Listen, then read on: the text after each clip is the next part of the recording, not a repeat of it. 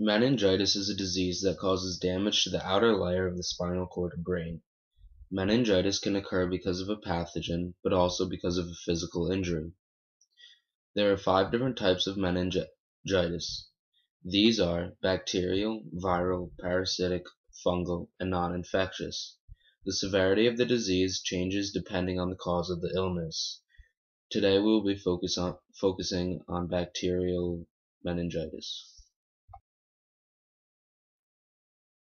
This picture illustrates which part of the body meningitis affects.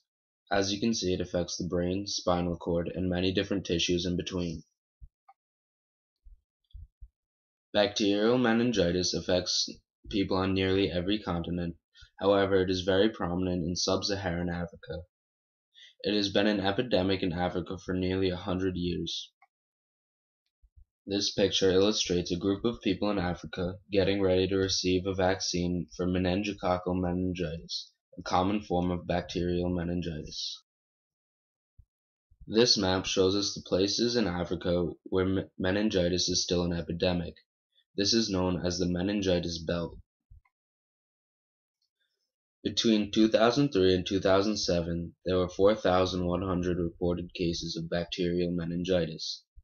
Of these cases, nearly 500 ended up deceased.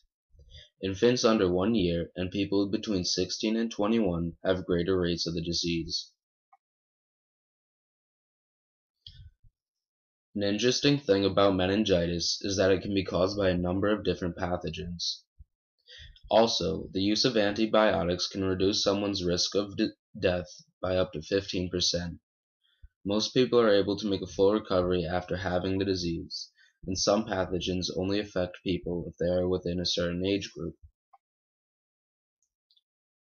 Bacterial meningitis can be caused by many different pathogens. These include the ones listed below.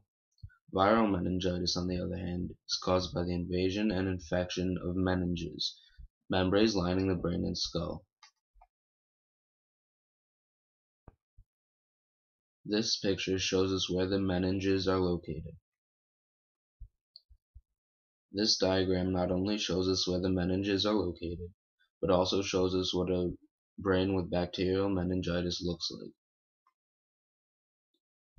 Symptoms of meningitis include high fever, severe headache, stiff neck, vomiting or nausea, confusion, seizures, sleepiness, sensitivity to light, lack of interest in drinking and eating, and skin rash.